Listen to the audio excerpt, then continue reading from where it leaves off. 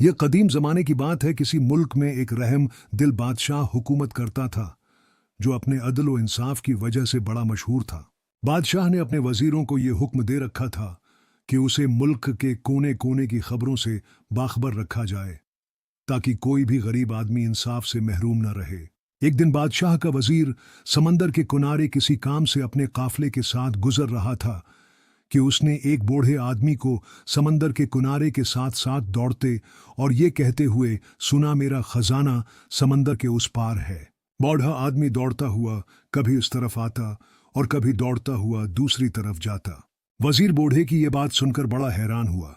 उसने सोचा, क्यों ना उस बूढ़े आदमी को पकड़कर उसके खजाने का पता मालूम करूं। वजीर ने उस बूढ़े आदमी को कैद कर दिया और बादशाह को इस बात से बेखबर रखा।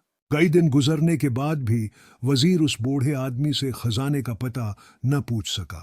वजीर ने सोचा था कि मैं बूढ़े आदमी का बताया हुआ खजाना हासिल करने के बाद मुल्क का अमीर तरीन आदमी बन जाऊंगा, मगर उसका ख्वाब पूरा न हो सका। वजीर बूढ़े आदमी को रोज मारता और एक ही सवाल पूछता कि खजाना कहाँ है, मगर बूढ़ा एक ही जवाब देता कि मेरा खजाना समंदर के उस पार है। वजीर बूढ़े की रोज एक ही बात सुनकर तंग आ चुका था। वो समझ गया कि बूढ़े के पास कोई खजाना नहीं है।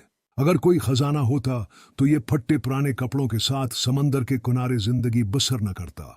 ये तो कोई मुझे पागल दीवाना लगता है। क्यों ना मैं अपने दिल की मेल को साफ करके ये सारी बातें बादशाह सलामत को बताऊं। हो सकता है ये बूढ़ा आदमी बादशाह को ही खजाने का पता बता दे या उसको पागल समझकर छोड़ दे। वजीर ने यह सारा मामला बादशाह सलामत को बताया। बादशाह ने अपने खादिमों से कहा, इस बूढ़े आदमी को साफ सुथरे कपड़े पहना दूं और खाना खुलाकर मेरे पास ले आओ। फिर बादशाह ने कहा, बाबा जी आपका खजाना कहाँ है? बूढ़े आदमी ने फिर वही जवाब दिया कि मेरा खजाना समंदर के उस पार है। बादशाह ने वजीर को हुक्म दिया कि बूढ़ा आदमी जहां कहता है उसे वहां ले जाओ। वजीर ने सफर की तैयारी शुरू कर दी। अगले दिन सुबह सवेरे घोड़े तेज रफ्तारी से दौड़ते चले जा रहे थे।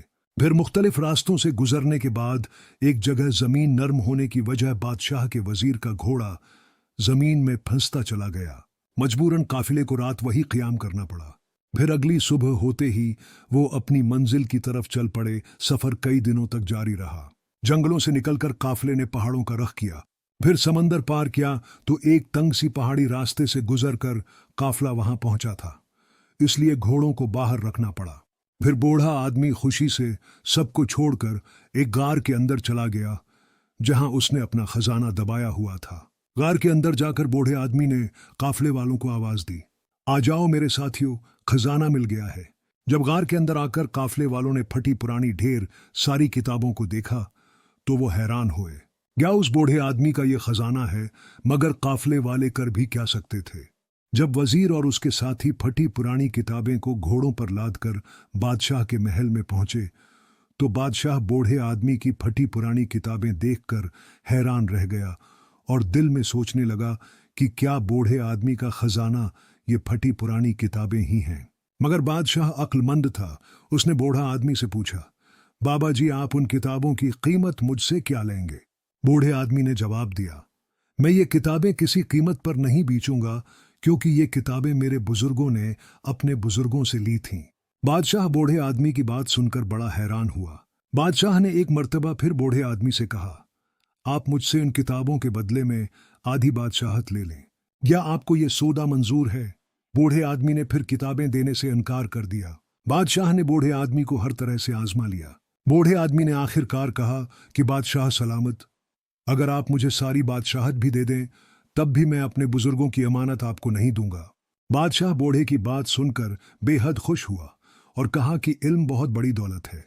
बादशाह ने बूढ़े आदमी की शागिर्दी अख्तियार कर ली और एक आलम का शागिर्द कहलवाने में फख्र महसूस किया। बाइश्क दरख्त अपने फल से और इंसान अपने अमल से पहचाना जाता है।